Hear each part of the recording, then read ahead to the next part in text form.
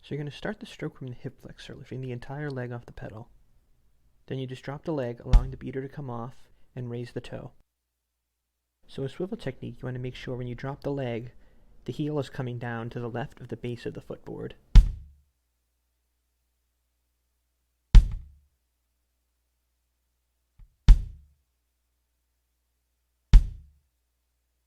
Then to make the second stroke, you're just going to pivot the heel to the right. No lifting of the leg involved. Doing it at these slow tempos is just for demonstration purposes. The technique is only really applicable at medium to faster tempos.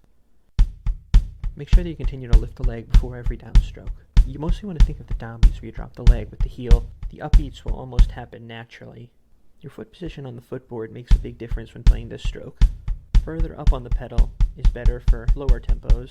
Further back is better for faster tempos.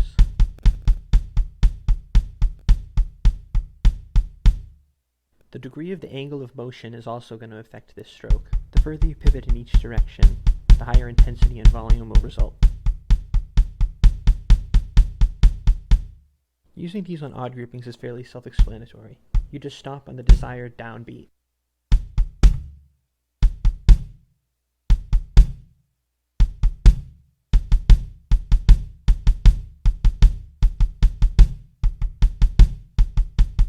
However, for even groupings, you have to learn how to play groupings of 4.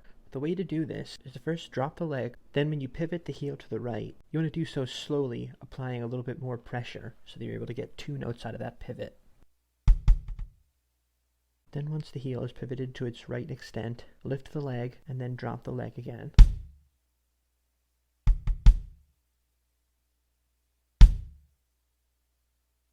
This motion doesn't necessarily come naturally, and you'll definitely need to spend a good amount of time just practicing groups of 4. But once you have this concept down, you can just add groups of 4 to the end of any continuous grouping to get any even grouping.